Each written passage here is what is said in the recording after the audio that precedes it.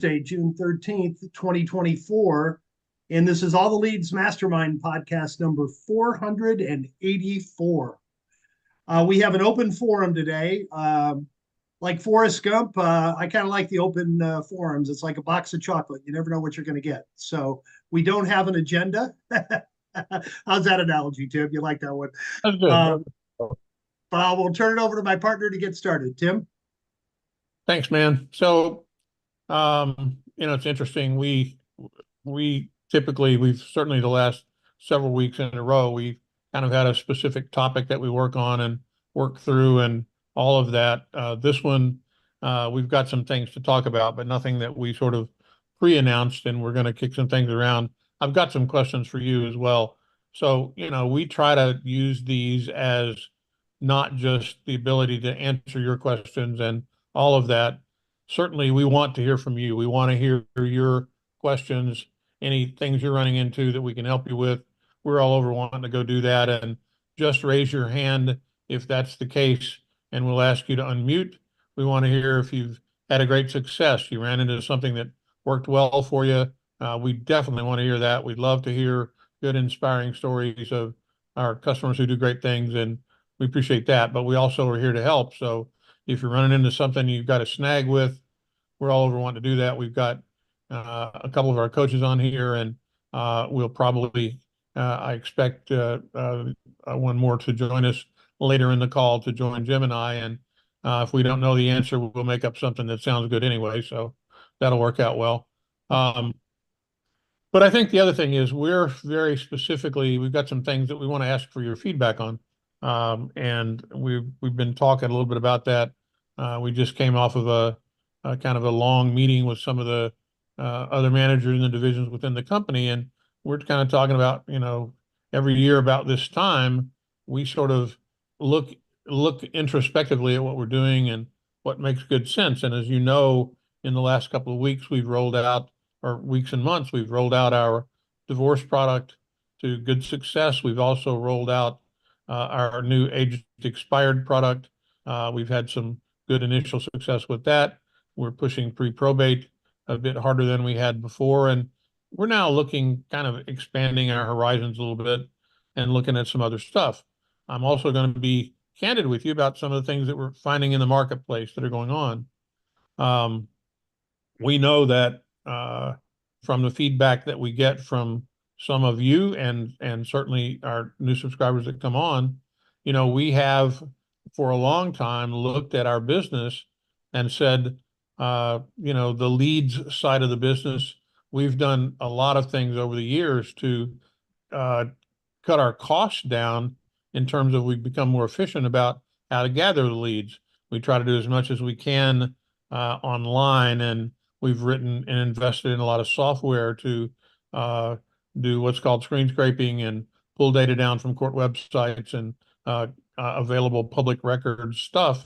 And then we take that off and send it to our world famous 32-step augmentation program. And I always say that I'm not sure how many steps we do these days. It may be more than 32, but there's a lot of them. And we use a bunch of third-party services, and we, by exception, when we don't get the data back, we actually have human eyeballs that look at them. And, we spend a lot of time making sure that we give you the best quality we can.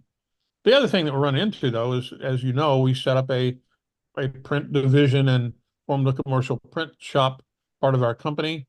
We also are a pretty substantial web hosting company for not only credibility websites, but all kinds of websites. We offer them for, just about any kind of purpose anybody could have. We know that that's out there. And our claim to fame has always been the fact that we'll hold you by the hand and do it for you and help you get it done and take a pretty much of a concierge approach to making that happen. Having said that, part of the challenge that our folks are having, we're trying to look at migrating prices down so that we make everything a bit more affordable for you. In order to do that, obviously, we need to hopefully make it up on the volume side of it. And what we're running into is that it's always interesting when the things that we do are compared kind of apples to apples, where we think it's apples to oranges, but the people that are looking at it say, well, XYZ company can do letters for this amount of money. Well, and the reality is, yep, they're probably doing that. They may be charging a setup fee, which we don't do. They have minimum quantities, which we don't do, and all of that. So we've always kind of taken the approach that we don't care what it is, we'll do it for you. And we literally have people who actually pay us to do 2 and 3 letters a month. And they do it just because it's automated and they don't have to mess with it. And they have people that are on this drip program that they just keep it on, and sometimes they'll go 12 months to those same people. And, every month it diminishes a little bit and does that. So we talked this morning about kind of what our next iteration product-wise is going to be. And Jim kind of brought this up this morning as well, that all of a sudden, Pam, Jim's wife, has always had a short sale business. And I can remember that this time a year ago, pretty much she was about ready to shut it down and sort of not do it at all and basically be out of that business. And I remember having that discussion and saying, don't do that. That's not that it's my job to tell her what to do or not to do. That's Jim's to do and get hurt. If he tells her what to do, she'll beat him. But I said, I just don't think that's a great idea, because the reality is the market's going to change, and that's going to come back. Well, that's what's happening at this point. Jim, take just a second and talk a little bit about, what she's run into, and she's got a closing, and go ahead. Yeah, we started that back in 09, and we got real good at doing short sales because we had to do so many of our own. We had like 108 rental properties when the market crashed. But back in the heyday, she was doing 30, 40 or more short sales a month. And it gradually declined. And actually, that's what gave me the idea for this company, because I knew short sales were going away. But this time a year ago, she was down to zero. For some reason, in the last month or two, she's working 10 or 12 at a time. And she just got her approval yesterday. So initially, it was funny because a lot of the lenders she was calling didn't have a short sale department anymore, because they didn't need it.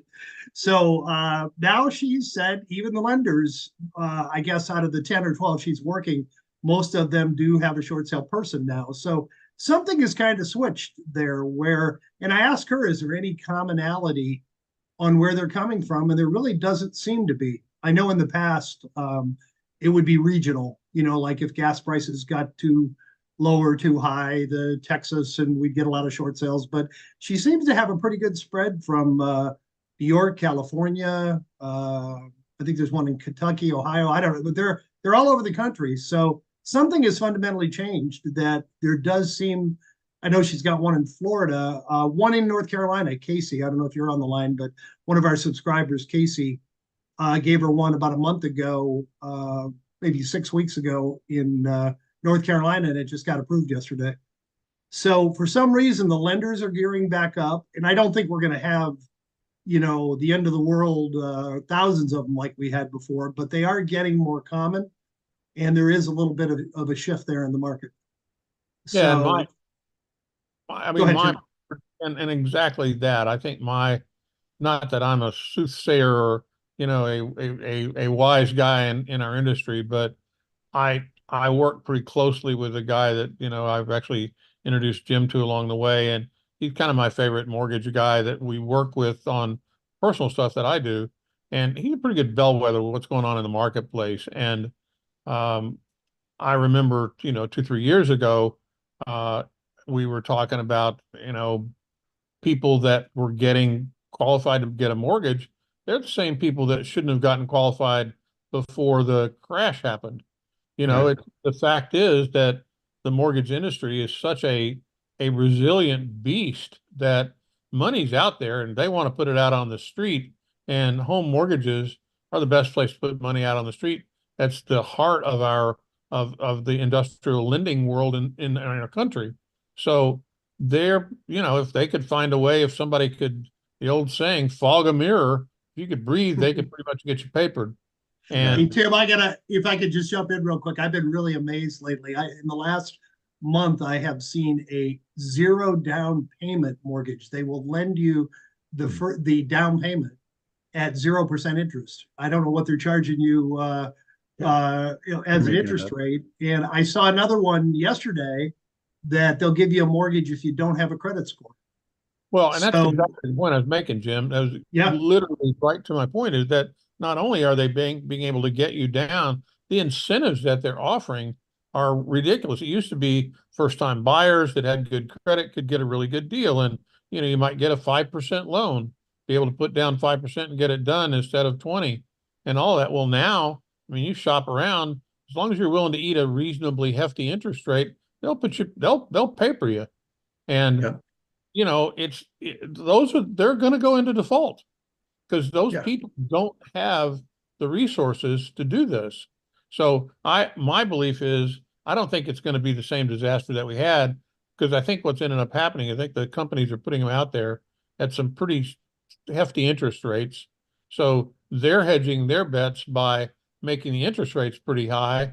And you've got such a demand for people wanting to own homes that, people who shouldn't qualify are getting qualified. So my sense of it is it's going to be the same opportunity that it was in a lot of respects before.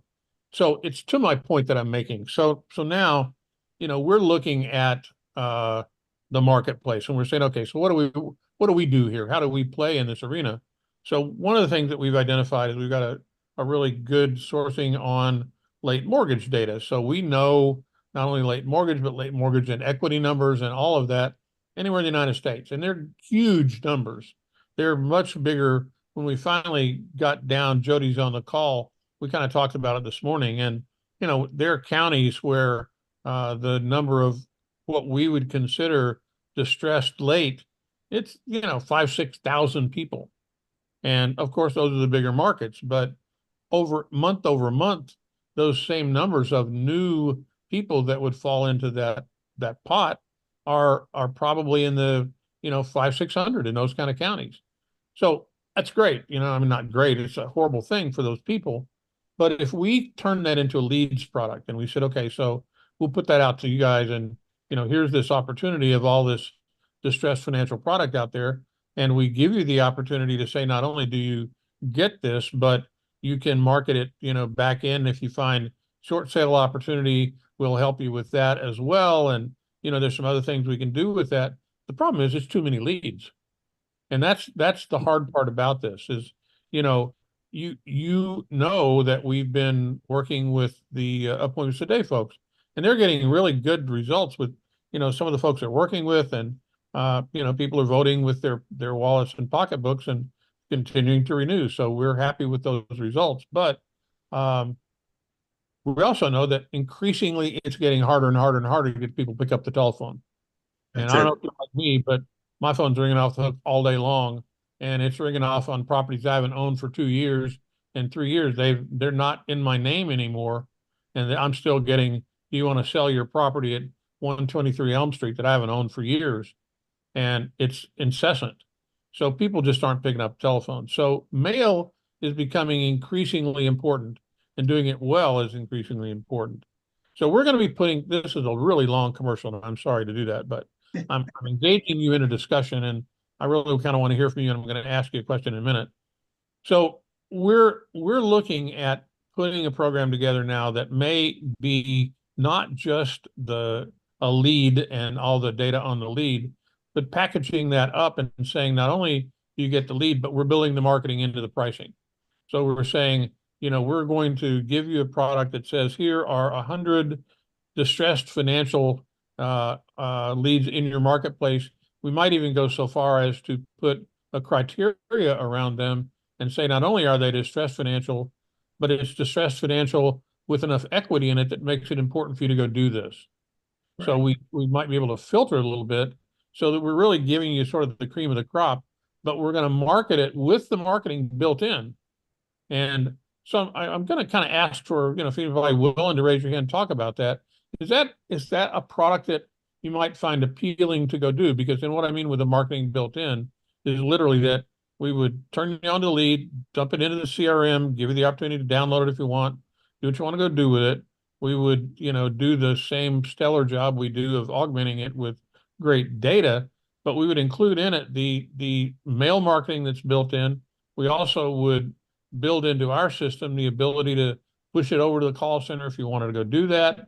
We'll add the pieces to the website that allow you to give people good landing for that as well. And is that the type of a product that you would have interest in? And even if it's not, what types of products would you like to see us do that we're not doing today? What are you looking at from other people, or what are things that, give us a little help? Look at us as your partner, not just a vendor.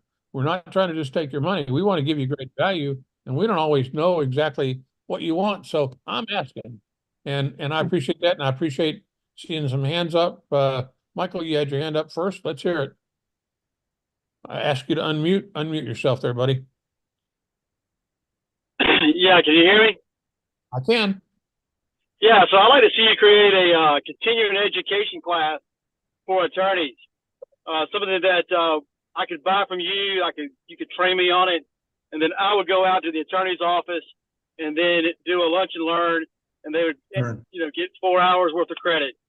And this is an idea that I got from an old company I worked for years ago, where we would go to architects, and we would do the same thing for an architect, and then they would specify our product in the spec book for a new building being built. It was very successful. So, and to my knowledge, there's only one other company out there doing something similar to this, and they're on the divorce side, and I think they're being very successful with their clients, letting them train and educate attorneys. So I'd like to see you guys do something like that. Would you be willing to take a call after we do this and talk a little bit about the kind of curriculum you'd like to see in that? Yeah, absolutely. All right. Jody, if you wouldn't mind, we'll just make a note of that, and maybe we'll reach out and have a little conversation, because we've got the ability to do a lot of that. And are you looking at it for CE or just to have the knowledge? No, I would train the attorney. I would give the attorney CE credit. So I would I would educate the attorney. And the whole idea was that I would, get, one firm that has 5 or 6 attorneys in it, do a lunch and learn for them, provide lunch, and I got 3 or 4 hours worth of their dedicated time to them. I got it. And all I'm doing is giving them some kind of information about, I don't know, it could be social media, it could be a little bit about probate, estate sales, whatever. But you would have to get it approved by the North Carolina Bar or any kind of bar association that's out there, so they could get credit. The attorney could get credit for it. That would be the key and the hard part. Okay. That's a great idea. I appreciate that. That's an awesome. Thanks for the feedback. And guys, that's exactly what I'm looking for. What are the things that we can use our aggregate group buying power to go create, to do things like that? So thank you very much for that one. Coley, what you got, bud? Hey, how's it going? Good, man. So yeah, I had a question about the direct mailing campaign. Do you need to be all the leads subscriber to have the mail, like it's like an all-inclusive package, or can you purchase it separately, like just the direct mail?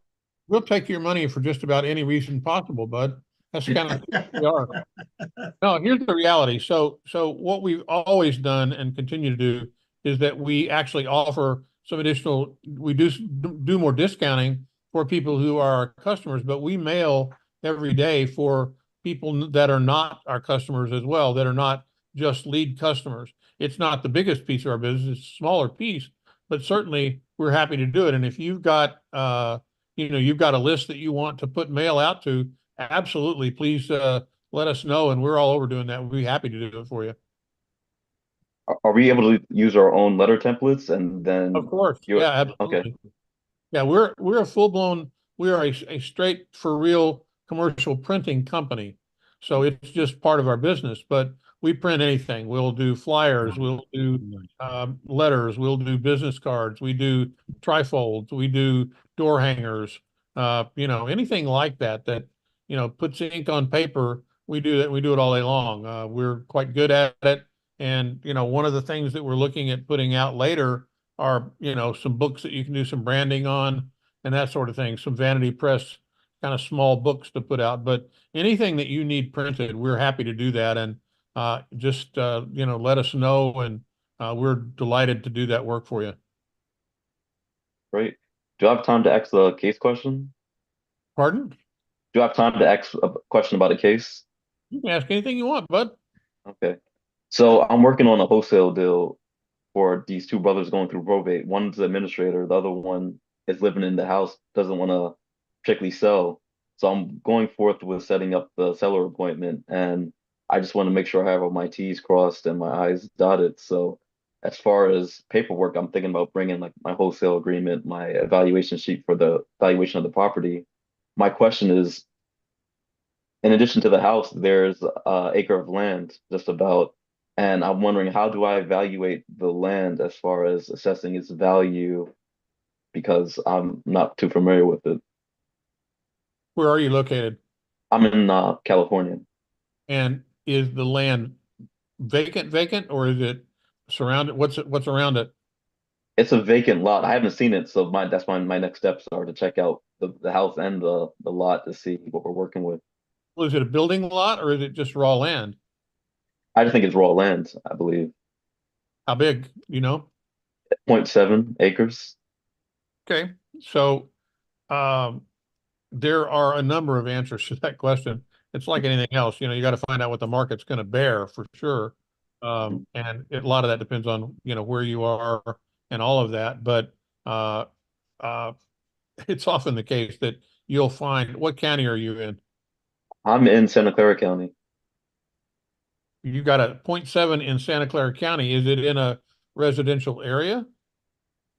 I believe so. I haven't like laid eyes on it yet, so that's kind of my next steps, and I just want to be fully prepared for that appointment, hopefully. I mean, boy, you could be all over the place in Santa Clara County. I mean, Mhm. that could be, you know, that could be a $500,000 piece of property, or it could be a $20,000 piece of property, depending on where in Santa Clara County you are. But it's probably not a. It could also be the side of a mountain too, so that could be a different issue.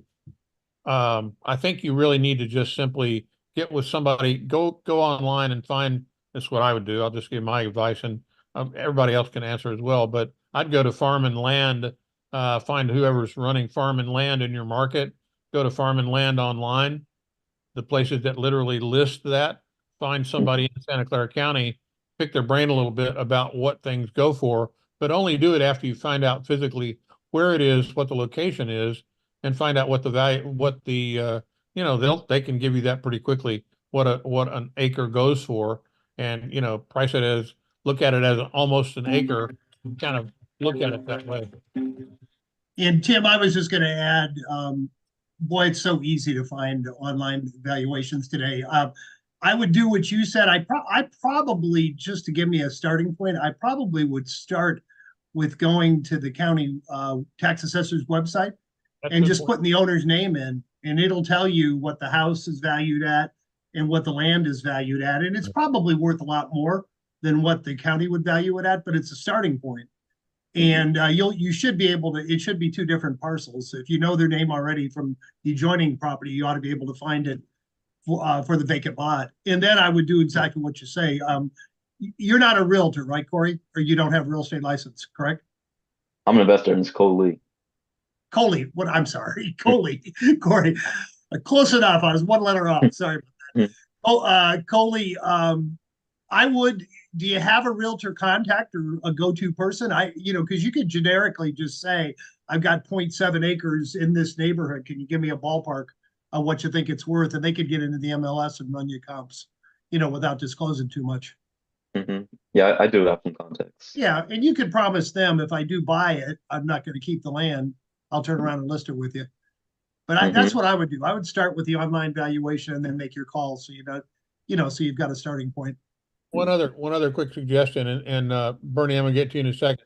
The other thing you may want to find is that if it is a residential lot, you may want to make a couple of phone calls to builders and ask what they're paying for a 0.7 residential lot to build on. Because in Santa Clara County, real estate's, if it's a residential, you're going to find somebody that wants that pretty badly.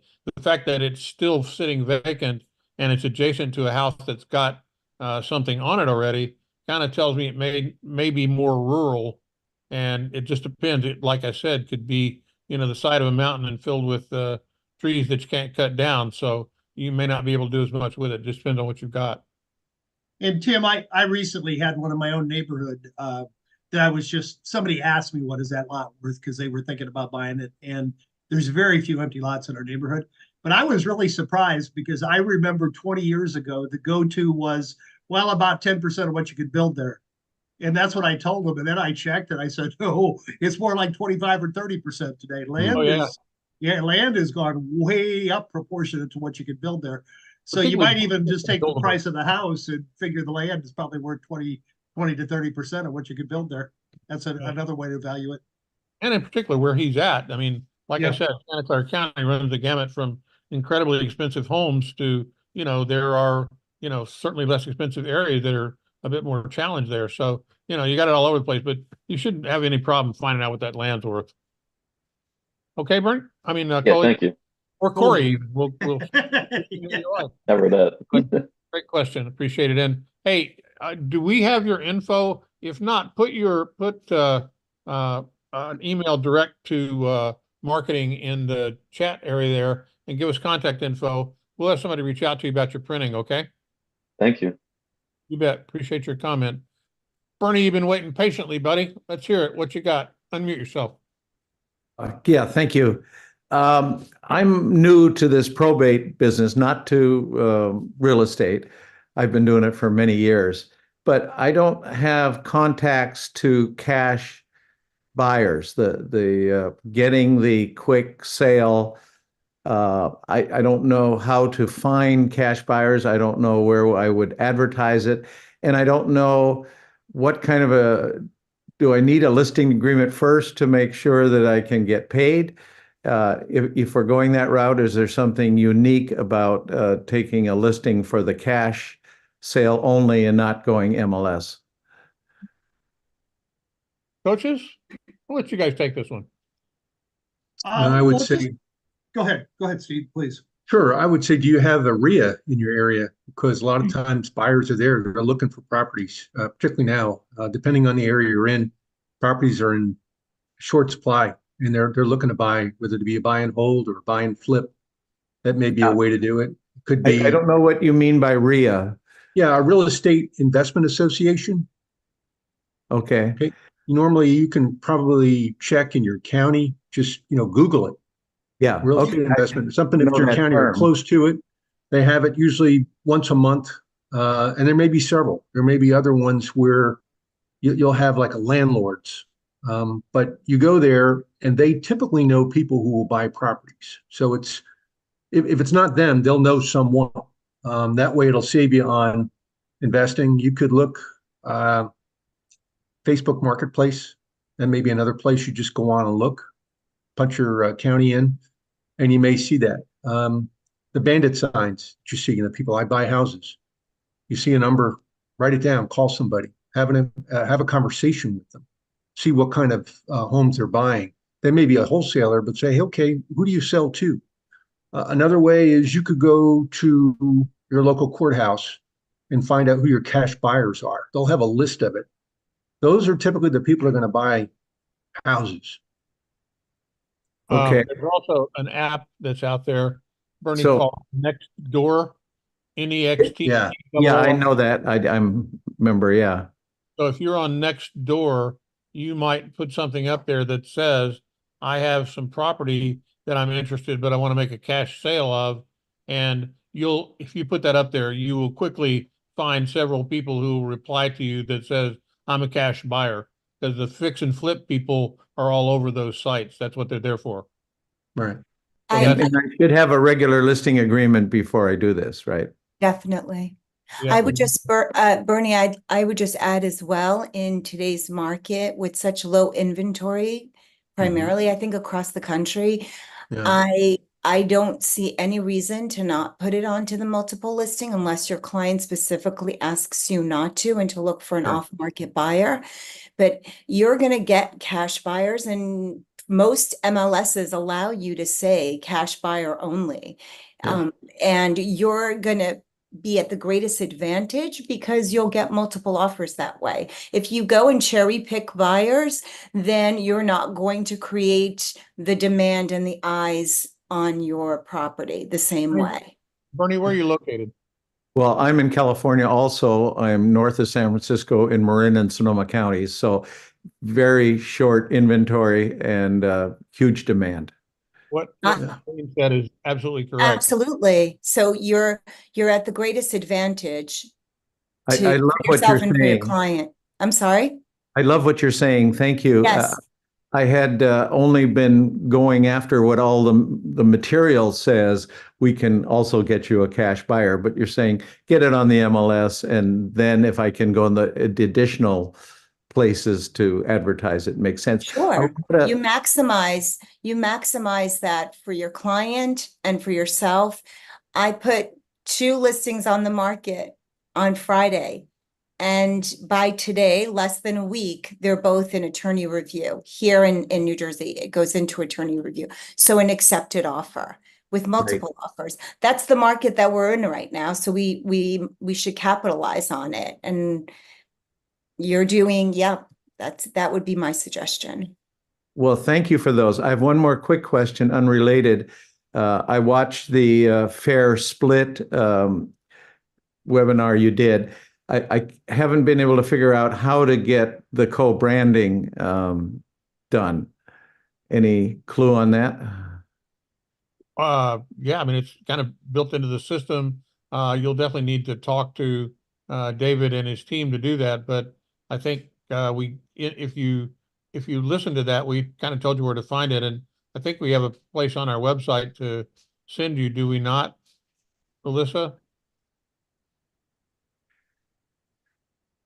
Well, here's the deal, Bernie, if you don't mind, if you'll Sure. drop your info in in chat, we'll definitely reach out to you and get that squared away for you. Okay.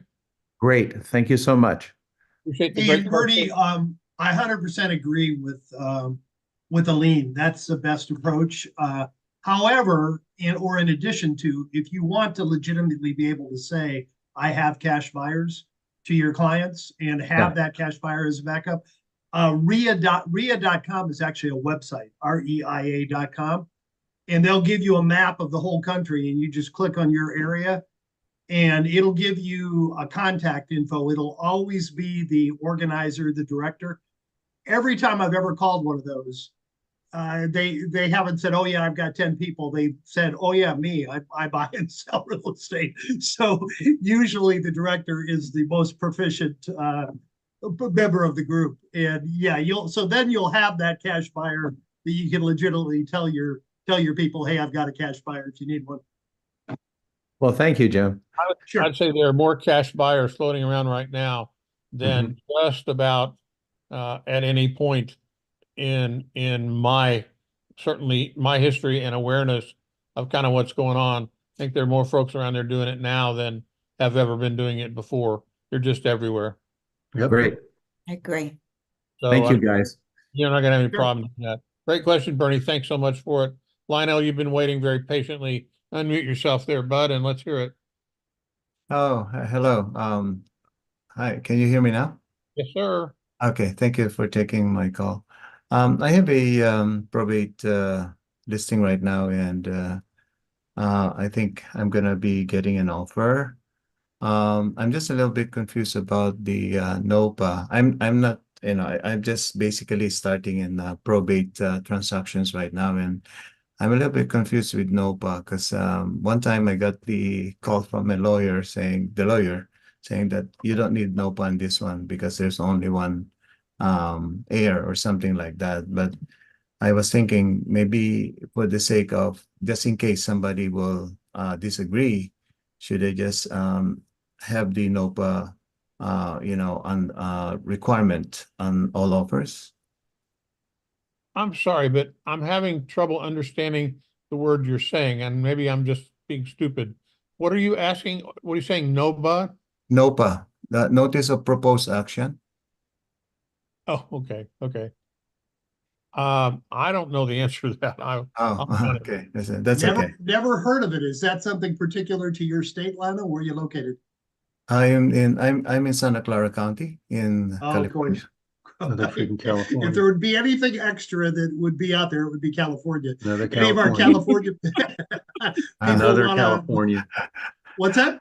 Let Another me, California. We might as well just move the show out there. let me just ask you a question, Lionel. Do you have a relationship with an attorney in your marketplace? Yes, sir, I do. Okay, that's really a question that you should ask that attorney. And obviously, one of the things that we always talk about is that, you know, you can go to that attorney and probably get your answer for free. But if you have something in hand to go do that with, you know, one of the things you can talk to them about is referring business that you find back to them as well, because you're focusing on that. So I mean, I just think I don't, like I said, that's a new one on me. If I had a better answer, I'd give it to you, and unfortunately, I don't. It's Hey, okay. Tim, And Bernie yeah, has an I answer. see that, Jim. That's just what I was going to say. Oh, okay, sorry. Go ahead. Yeah, no problem. And Bernie said the same thing. He's in here right now in the chat area. Lionel, if you ever put your information in there, Bernie said he can help you with the NOPA request. Oh, okay. All So right. he'll be happy to help you get that done. Okay. How can I get hold of Bernie? Can you see the chat at the bottom of the screen? There should be a box that shows you the chat area. Oh, I see. Okay. All right. Hop Okay. in there. Bernie just put his information in there and said he can help you, so you can reply directly back to him. Ah, okay. Thank you so much, guys. Appreciate No, it. no problem. Appreciate you being on here. Thank you. Take care. Thank you. Bye-bye. Chris, go ahead. We can hear you. Good afternoon. So I have a question on a probate scenario. I've gone to see this property twice, going through probate with about 5 siblings. They have gotten an appraisal, so they're stuck on the price of about 190. But when I'm looking at the comps for the area, that is pretty much the ARV between 190 and 210. This is a small house, 2-bedroom, 1 bath, about 800 square feet. But they are stuck on 190 because they think that's what it's worth based on the appraisal. So I'm just curious if you all have run into this with other probate cases and how you would approach it. Like, I'm only talking to one of the siblings, but would it be worth bringing them all to the table to have a conversation, or just, you know, keep submitting the offer that's going to get rejected because they think it's too low? What's their motivation to sell? Yeah, that's it. Well, they want to get rid of it based on it being in the probate, in the estate. So they sold everything else that they had. This is the last one. So they would keep it, is what they said, but you know, they can just sell it and get the tax-free benefit and move on and be able to close it out. But clearly they're not motivated enough because it's been about 6 months since. Is the house vacant already? Have they emptied it out? No, they have tenants in there still until they until they sell it. Yeah. So every time that's part of the reason. So if I understood you correctly, are you saying that they're looking to price it too high? I apologize, Yeah. I wasn't clear. Yes? Yeah, the price is too high. Realistically, it should be more around the 130 range. Mm-hmm. But they are, you know, when I gave her the first offer, it was about 135, and she said no. You know, I asked her if they had any offers that they had entertained. They said, well, we got one for 140, and then we countered at 160, and that buyer said no to the 160. So I gave it a couple of weeks, probably about 3 weeks. I followed back up to see if they still had it available. They said they did. So I went and looked at it again with an investor partner, who also said, you know, 130 is the number, and he does this pretty regularly. But, you know, she's adamant on the one. She's like 170 to 190. We got it appraised, and that's where, you know, we want to be, even though it's like they have properties of their own. So they're very aware of evaluating properties. So I'm very surprised of like why they're not willing to budge on this at all. They're just not as motivated. They have a tenant, they're getting rent, so they're not as motivated or quick to sell it. One of the recommendations that I would suggest is say to them, you want to be at X number, whether it's 190 or higher. The best way to get there in this market, and the way to get the most eyes and exposure on it, is to price it below that number in order to create, right, just what we were talking about, to be able to create multiple offers. And you always have the option to say no. right? You don't have to sell if you don't want to. You always have that option. So seller, do you want to try it for 3 months? We'll put it on the market. We'll try it for 2 months, whatever it is. Put it on the market, be able to get enough showings in there. Because sometimes when there's tenants, it becomes complicated and difficult to get people in. So they have to commit that it's going to be clean and that it's going to be accessible, and give you, if you're willing to do this, a stretch of time at a price that's going to create demand. And there's a possibility that they may get to that number. But again, the greatest chance for them to get that way is to get it on the market at a fair market price. And if it doesn't happen, then they just take it off the market and continue to rent it until their magical market comes in for them. Right. And Sheila said exactly what I was going to also say as well, is that two things. First of all, if they said they have an appraisal, that they got an appraisal done, ask them when they got that done, and ask them if you can get a copy of that appraisal. You'd like to see what the appraisal said, because the reality is you said you took your investor buyer to look at it and all that. Investor buyers are, they're going to try to lowball it, and that's what they should be doing. That's the whole point of offering 130. But the other thing is that if you do that, have you been able to physically show them the comps that you pulled in their neighborhood and compare the house to those things? Have you literally gotten to that point in that discussion with them? I told her I pulled it. I was going to provide it to her, and it was really like, just give us an offer. Like, we don't, want to see any of that. So that was why I didn't provide it. Back to what Aline said, is that they're just not as good as they need to be. And I think one of the things you got to ask them is the property being well taken care of? Are your tenants taking good care of it? What's your cash flow on it? What are the maintenance? Is the maintenance continuing to go on? Is there deferred maintenance? And if you're not serious about selling it, move on and go. I guess that's the other side of this. If you can't get them to engage intelligently, then Ken's not on the call, but Ken would tell you to fish and cut bait and move on. Yeah. Yeah. Well, yeah, I'm definitely continuing to do that, but I just wanted to ask on this one and this forum just to get some different feedback on just what your thoughts were on how to address those types of scenarios. I'd offer to take them for a ride physically and say, look, how about I pick you up, and let's just go grab lunch. And I want to show you a couple of the other properties in the marketplace that are selling for the price that you're looking to get for this, and see if you think you're offering a fair price. I mean, you got nothing to lose by asking. Take them off their base, offer to take them to lunch, and see if you can show them, rather than showing them paper comps. Have the comps in your hand, but show them the much prettier houses that are in far better shape, and see if you can get them to understand it that way. Okay. All right. Well, thank you. I do appreciate your time. You bet. Always good to hear from you, and we appreciate your feedback. Thank you so much. Thanks. I used to love the language. I think one of the old objection handlers was, you've got 10,000 realtors with access to the property and 100,000 potential buyers. And so far, Mr. and Mrs. Seller, you're the highest bidder in your property. Nobody, a little bit sarcastic, but it kind of drives home the point. I love that. That's really. Would you buy it back for that price, or would you want to get it cheaper? Would you buy your own property for that price? Exactly. You can't make them motivated. Right. Exactly. Would you spend this amount of money on this house? Probably not. So that's a very good point there. Hey, back to, and certainly if you got more questions, we're glad to help. That's what this call is about, and we love it when they're hybrid calls. Back to what I kind of asked before.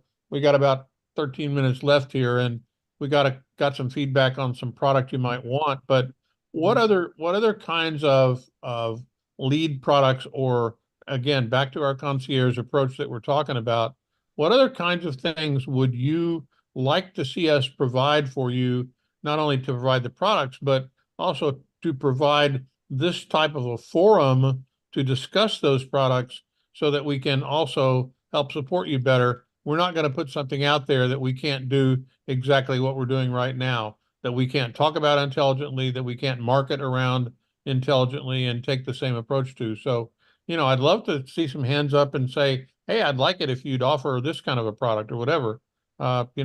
give us some feedback and, let us kind of know what you're thinking about, because that's what we're looking for. We want to be your partner, not just a vendor. The more you educate us about what you need, the better job we can do to get it done. And, certainly it'll help you grow your business, and we'll continue to feed our families. And we like to do that occasionally too. So Hey, Tim, while you're waiting on that, I did notice that Casey's on the call. Casey's the one that my wife just got the short sale approved for. Hey, oh no, that's not her. I thought she was raising her hand. Casey, if you want to come on and tell us that story, I'd love to hear where you got the short sale and how that whole process went. In the meantime, we've got to take her on your question, Tim. Go ahead. yep. And I don't know if you go by Paul or Eric, but I'll try Paul Eric. That's what it says. Unmute yourself there, bud. He's in the car. Oh, right, now I can. Hey. You're actually right. It is Paul Eric. I go by two names like Betty Sue. All right, cool beans. Yeah, so it's a talk about all the products they introduced.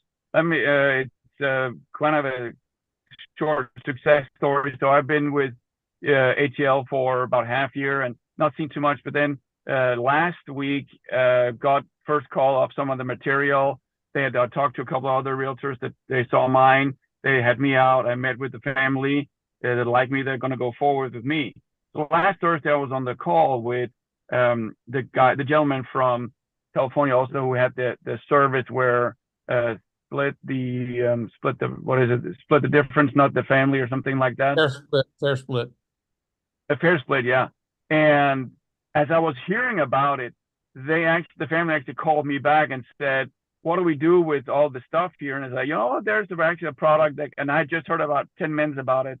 Yeah, that's a product that can do it. They can list it and they can split it. I was like, oh, that sounds really good. We'd like to do that. So after I talked with them, I called David and got signed up, got the website up and running, sent them the information, and now they're running Fair Split already. Wow. Great. Yeah. Yeah. So that was I literally heard 5 to 10 minutes of him. They called me in the middle of the call. I got to take this. And they're like, what do we do with this? Like, I heard about, I was looking into stuff. I'm going to set up a website for you. So I worked with David the rest of that day and the next day and got up and running, sent it to them. So thank you for introducing product that just makes me much more valuable than some other realtors that they have interviewed. Because they interviewed an old dog in the area who's like big, but I got it. That's great. Thank you. That's great feedback. When you're going to take it as a listing? He's on mute. He said yes. Yeah. Okay. Great. Yes, I'm going to take the list. All right. Well, let us know when that happens and keep us posted on it. But that's awesome feedback. That was less than a week ago. So great work. Great for implementing, bud. All right. I'm not going to let you talk anymore because you're going to run into a ditch. I don't want you to do that. Casey, how are you? Can you hear me okay? Yes, ma'am. Awesome. I'm fantastic. Thanks for asking. So the short sale came about actually close to a year and a half ago originally. Super sad story. This man's wife passed away suddenly, pancreatic cancer. So from the time she was diagnosed to the time that she passed, it was very short time frame. And during their marriage together, the wife took care of all the finances, and he just worked and put money in the bank, and she handled everything else as far as the household went. And then after she passed, he's trying to pick up all the pieces and put his life together, and realized very quickly that they are super duper in debt. And she never told him. He had no idea how far in debt they were and how underwater they were. They took out multiple loans against the house to help pay for his equipment. He's self-employed masonry. So all of that, of course, added up. And now all of a sudden he owes more on the house than what the market value is. Also, it wasn't in the best condition after being a widower for a year and a half. Well, not the tidiest kept house anyway.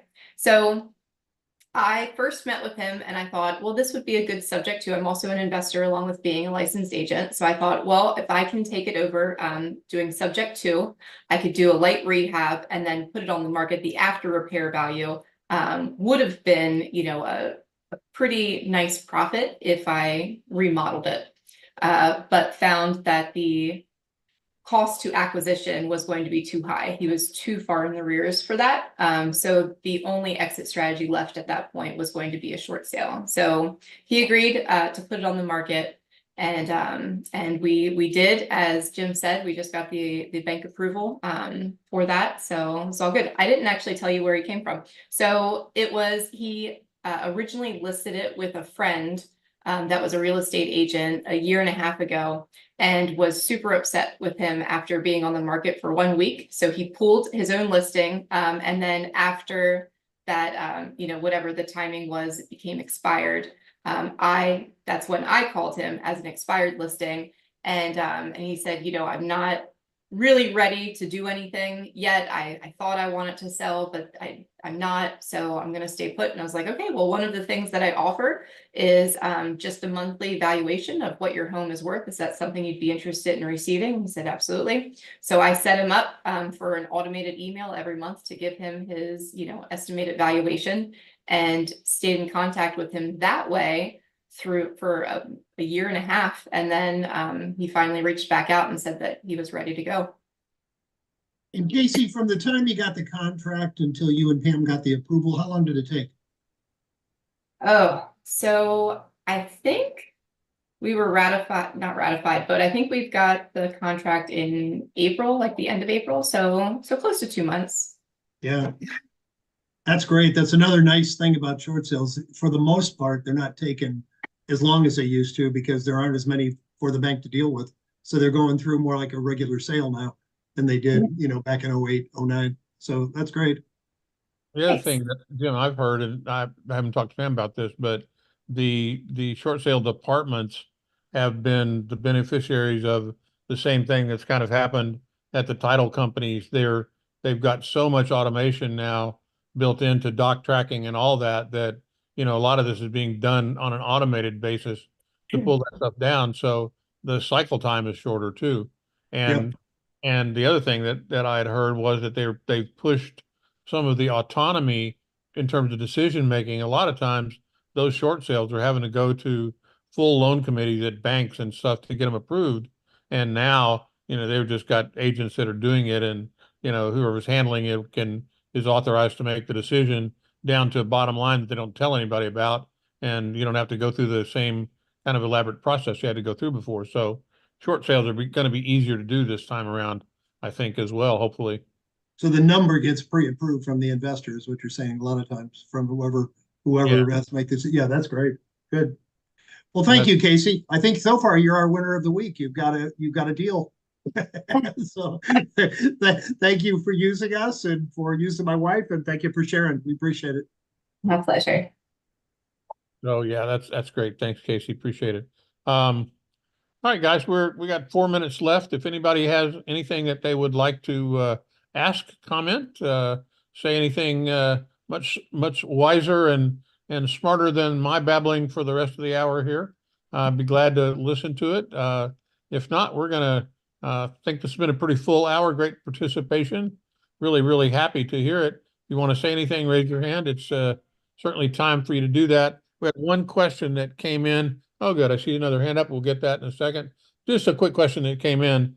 One of our MISs was asked this question in the onboarding that she did. Whenever somebody joins our company, we bring them on to an onboarding session, and they had a question about whether they needed to set their probate business up as a separate LLC.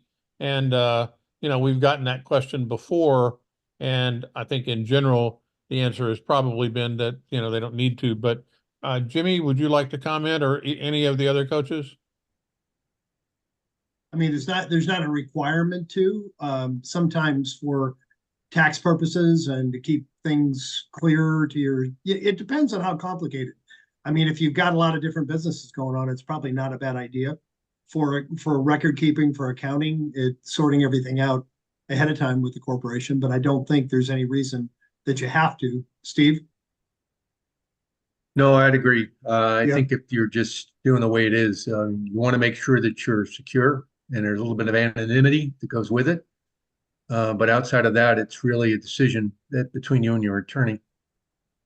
Right. And I That's think true, because probate is just a normal, if all you're receiving, you're right. If all you're receiving is a normal real estate commission, it is just part of your normal real estate business. So there really isn't a reason, you know, yeah, that and I you, think the same thing's probably true. Even if you're an investor, you Yeah. may, if you're doing it as a fix and flip, you know, there are a lot of people who recommend that you do each one of those as a separate LLC.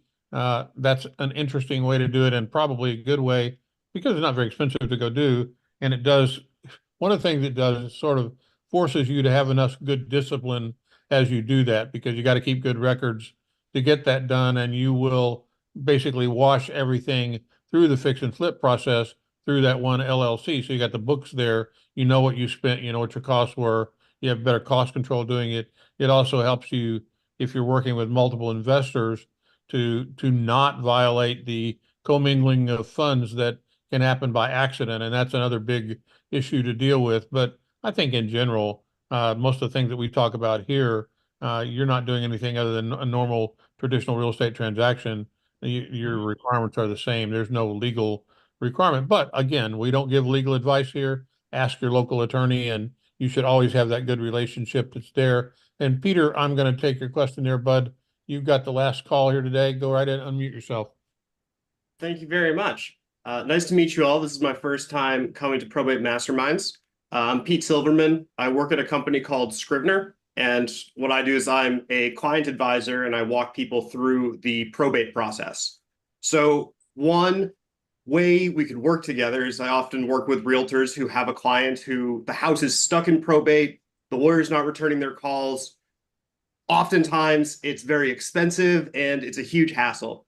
So I am just here to say I want to make myself available as a resource for any probate questions. The company I've worked with has helped over 5,000 cases, and it's a really fulfilling process for me. And even if, you know, it's a lot of legal work, I'm happy to help and just wanted to make an introduction to you all.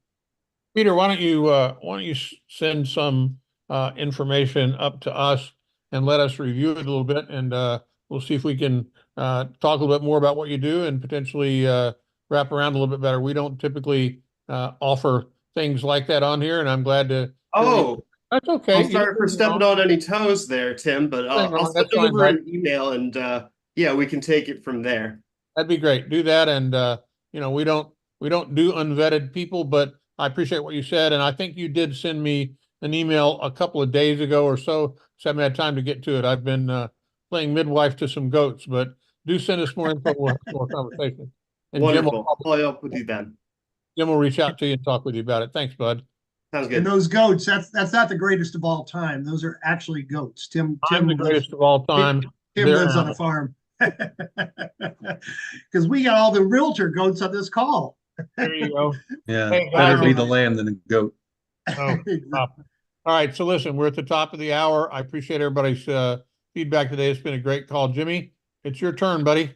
All right. Want to thank each and every one of you for being here today. I want to particularly thank Lionel and Coley and Aline and Bernie and Steve and Chris, Paul, Eric, Casey, and Peter, everybody who actively participated. And I want to challenge each of you, take one idea that inspired you on this call, go out and put it into practice, and please come back next Thursday and share your results with the group.